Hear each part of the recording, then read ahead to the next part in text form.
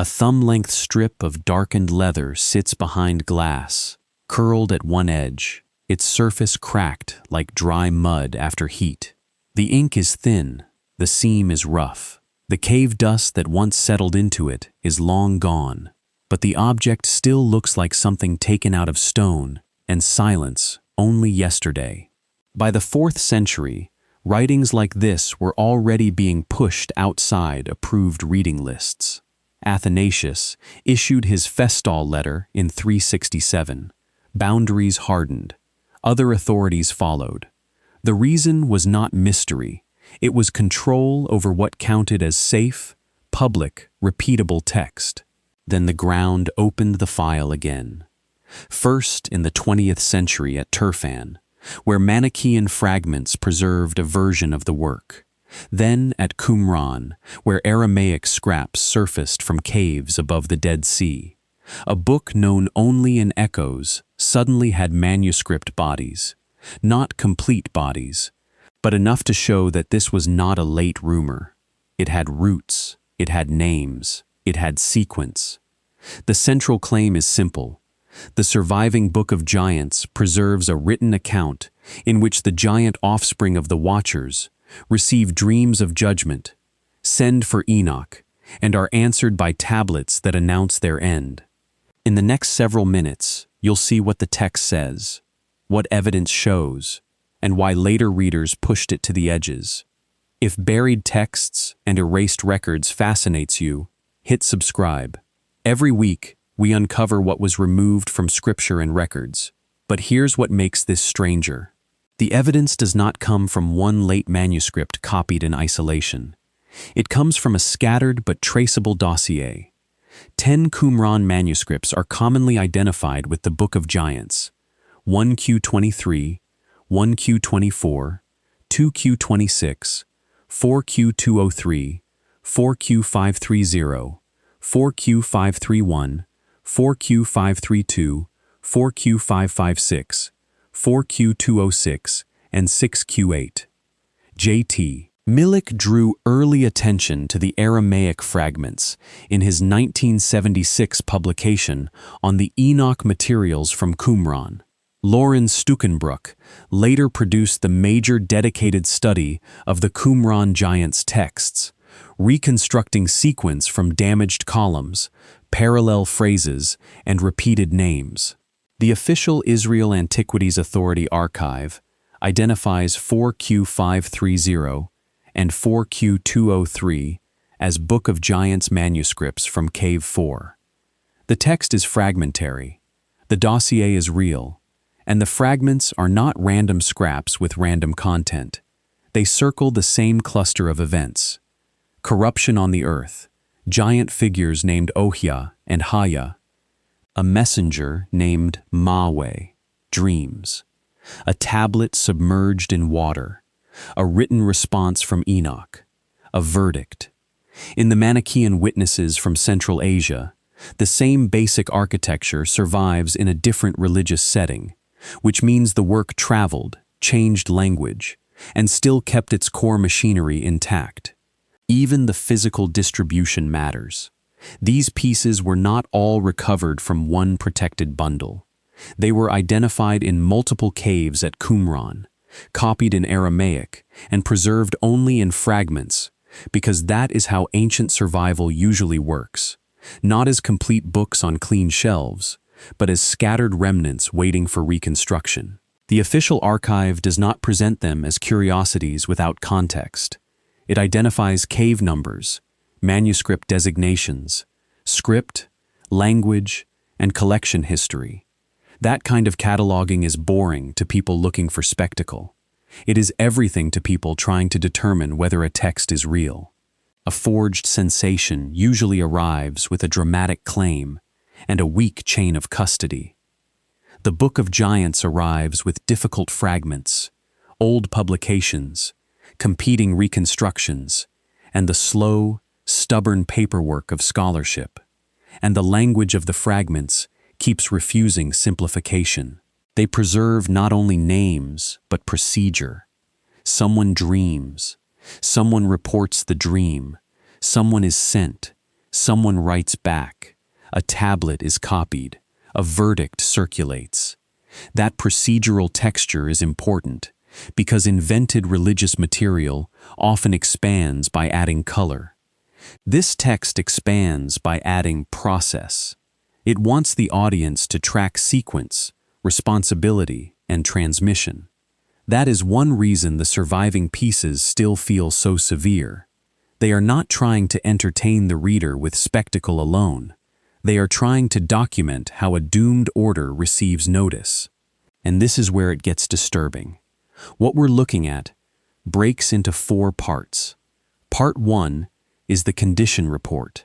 In 1Q23 fragment 9, plus fragments 14 and 15, the text moves through the logic of corruption, secret knowledge, sin spreading in the earth, and the begetting of giants.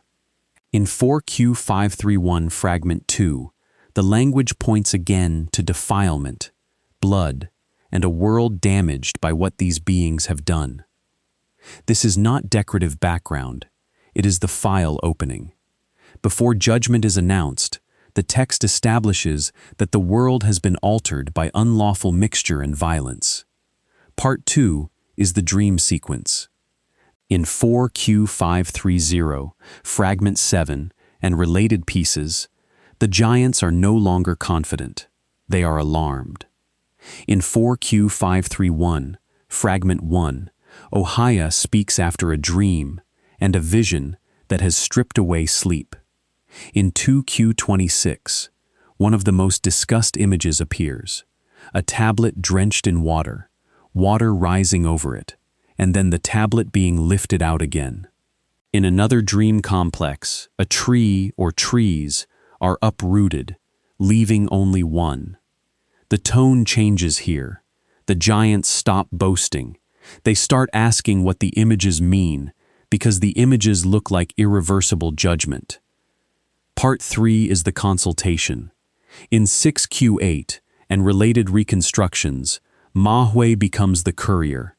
He is sent to Enoch, the only figure in the narrative, with access to the interpretation the giants cannot produce for themselves. This matters because it shows the text is not merely interested in giant violence.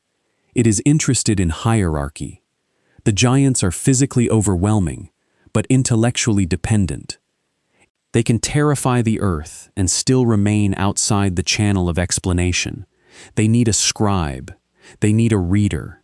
They need someone who can decode what heaven has already decided. Part 4 is the written response.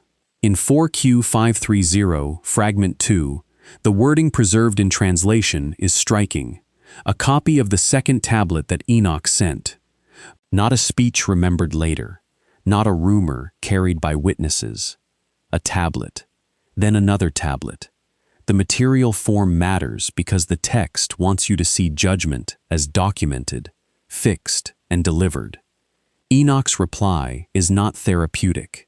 It is administrative. The flood is coming. Their petition will not reverse the decree. The record has already moved beyond negotiation. That sequence alone would make the work memorable, but the names make it harder to dismiss.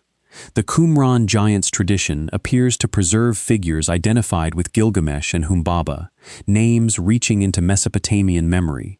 That does not turn the book into fantasy. It shows cultural layering. It shows an ancient writer working with known names, known traditions, and known fears to build a unified account of rebellion, violence, and judgment before the flood. It also shows that the author, or authors, were not writing inside a sealed cultural chamber. They were drawing from a wider world of remembered figures, and then placing those figures under the authority of the Enochic archive. That is a remarkable move. Instead of allowing older heroic names to stand on their own, the text pulls them into a judgment dossier. The result is a work that feels wider than Genesis 6, even while staying tied to it. The giants are not anonymous bulk. They are individualized, terrified, and addressed.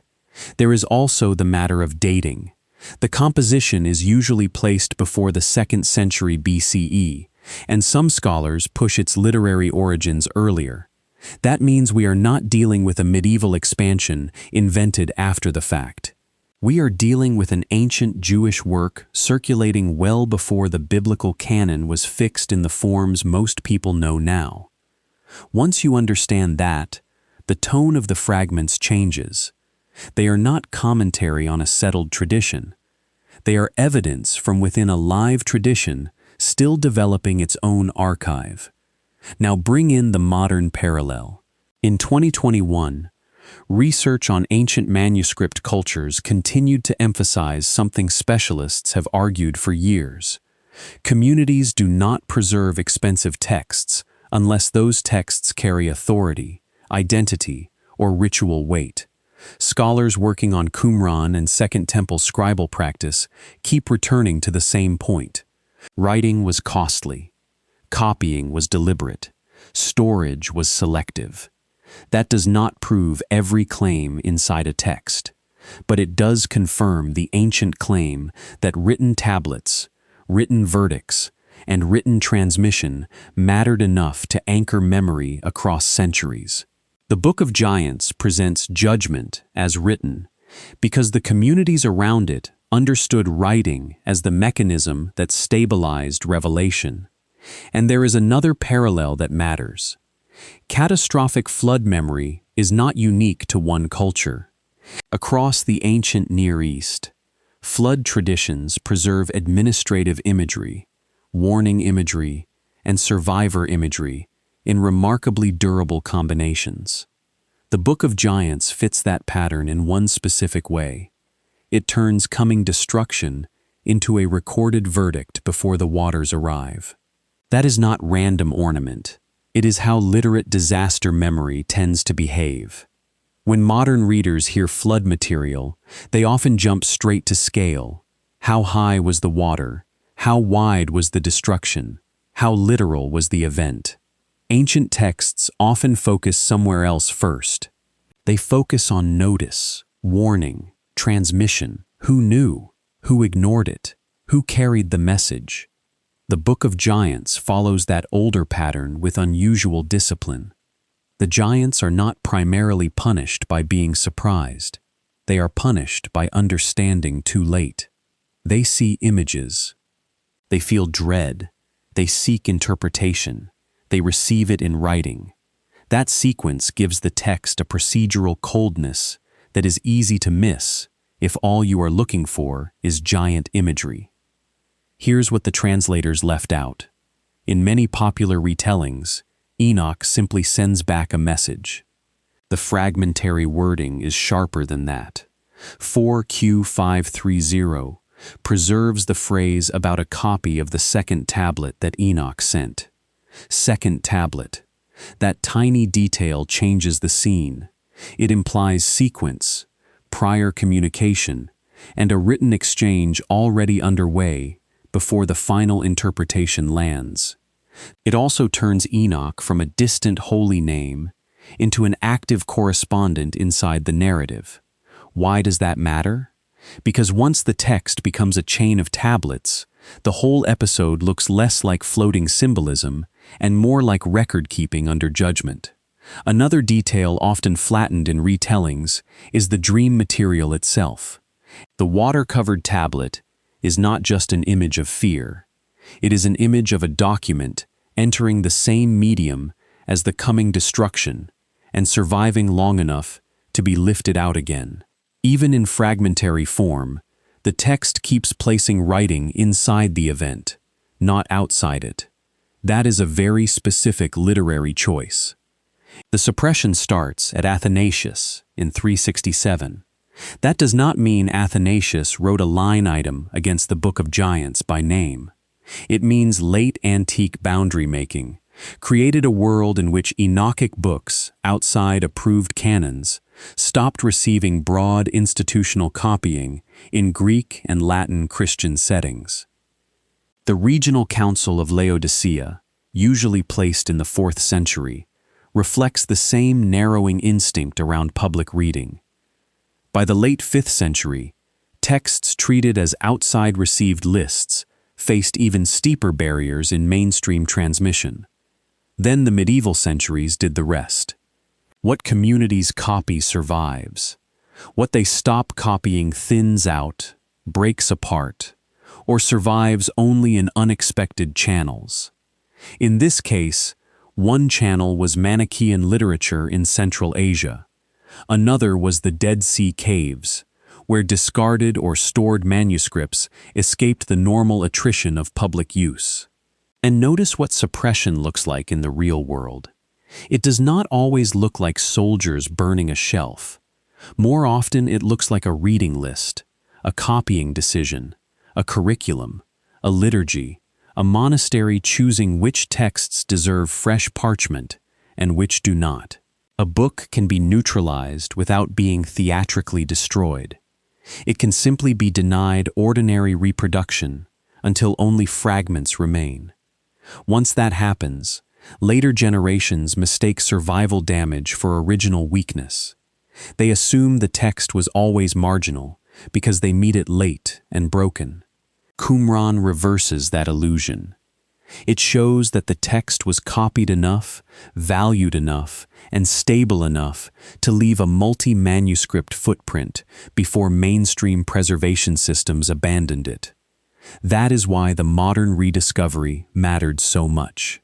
Without Qumran, the Book of Giants would still be discussed, but from a distance, mostly through later witnesses and hostile references. Qumran changed the scale of the conversation. It gave the text back its language family. It gave it manuscript numbers. It gave it dirt, fiber, script, and paleographic context. It returned the book from abstraction to artifact. Now, here's where it gets active.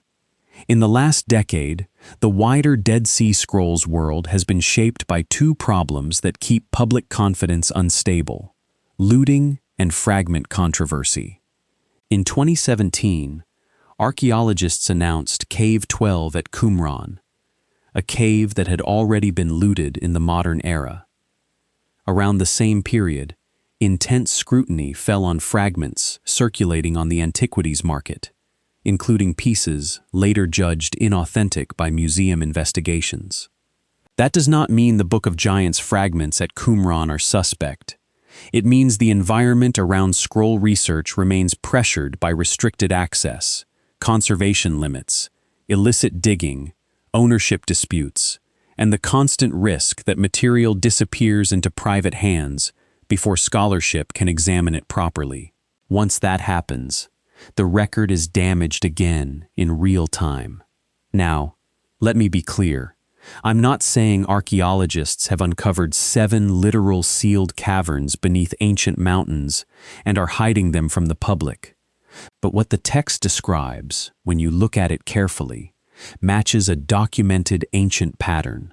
Forbidden beings, named offenders, written verdicts, dream reports, and the expectation that judgment can be sealed into text before it is revealed in history. The surviving Book of Giants does not give us a complete underground map. What it does give us is something more useful. It gives us an early written tradition in which hidden knowledge is not celebrated as liberation. It is treated as the cause of ruin, and the only stable answer comes back in writing from outside the violent world the giants have made. That is also why one passage feels untouched even now. Not untouched in the sense that no hand ever translated it. Untouched in the sense that its force survives the damage. The image of the water-covered tablet still holds. The second tablet still holds. The giants still do not understand what is happening to them until the written answer arrives. Across breaks, lacunae, and reconstructions, that mechanism remains intact. And that may be the strongest thing you can say about the surviving book. The manuscript is broken, but the logic is not. The columns are damaged, but the sequence is not. The names are incomplete in places, but the roles are not. You can still see the whole machine working through the gaps: defilement, alarm, inquiry, transmission, decree. That is why the fragments keep attracting attention. Not because they offer endless freedom to imagine anything, but because they keep pulling the imagination back toward the same narrow corridor of evidence. What we have to confront is the simplest explanation that fits the evidence. If a text is copied across multiple caves, if its names and scenes recur across separate fragments, if later witnesses in another language preserve the same basic narrative machinery, and if the surviving pieces still cohere around dreams, tablets, Enoch, and judgment, then we are not looking at accidental noise. If scribes kept reproducing this material in an environment where copying was costly, if the work shared language and themes with other Enochic compositions valued at Qumran, and if its fragment sequence can still be reconstructed by content rather than wishful guessing, then we are not looking at a casual invention. If late antique boundary making reduced the chances of mainstream survival, if the book still endured through peripheral channels, and if archaeology then brought its earliest forms back into view, then we are not looking at a modern fantasy projected backward. And if the strongest surviving images in the text are not theatrical battles but administrative acts, dream reports, courier travel, copied tablets, written decrees, then the work is presenting itself not as free-floating speculation, but as documentation framed in the language ancient communities used for authority. Go back to the leather. That thumb-length strip is still there, still curled at the edge, still holding ink inside a broken line, still doing what fragile written things do when institutions stop carrying them and stone carries them instead.